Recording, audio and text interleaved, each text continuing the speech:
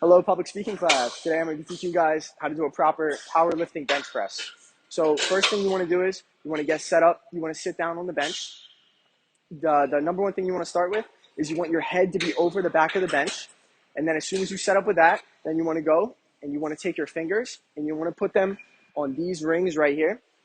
Your index finger should be on this ring on both hands. They want to be even out, and the way that you do that is you line them up, and the reason you do that is so that you can have an even press, and it's the widest you can go for competitions. So after that, what I'm going to do is I'm going to lift myself up because my head is over, and then I'm going to swing through on the bench.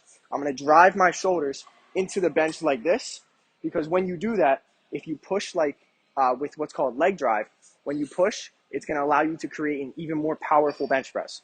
And with leg drive, the very, very important factor is when you do it, a lot of people, they want to throw their legs and their hips up in the air like this. That's not what you want to do. Leg drive is essentially just pushing yourself back off of the bench. So again, when you do it, you don't want to throw your hips up in the air. You want to come back like this. But because your shoulders are so driven into the bench, you're not going to go anywhere. And the weight on top of you is going to push you down and let that drive you further into the bench.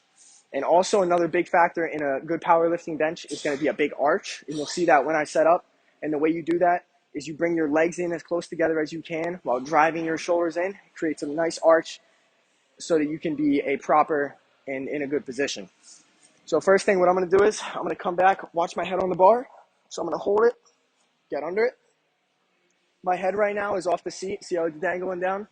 My head is off.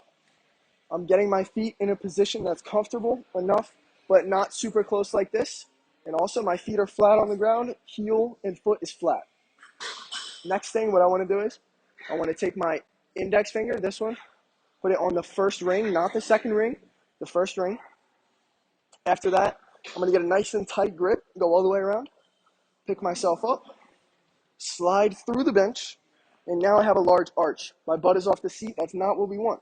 So as soon as I start the press, then I will lower my butt to the seat like this. But you first have to get the bar off because it's easier when your butt is in the air. So I'm going to take one deep breath, brace my core, and take the weight off.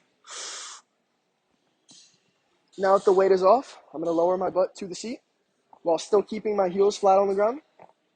I'm going to lower this down nice and slow. I'm going to try and tense up my lats, which is a part of the back. And once you're down here, you're going to pause and then explode upwards. Again, you take it down nice and slow, pause it, and explode. Your legs should be driving you through the back of the bench like this, and you come up.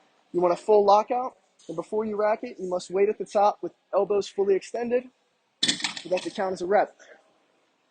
Do we have any questions? Yeah. How long will it take to get good at this? It'll take you, it varies. So what's going to happen is it could take you anywhere from 1 week to up to 3 months. For me, is what it took for me to get comfortable with this position. It's not a very easy to understand position. It takes time, it takes practice to get used to it. Also, is having an arch in your back like that painful or is it helpful? No, so actually the arch in the back is actually safer than being flat on the bench.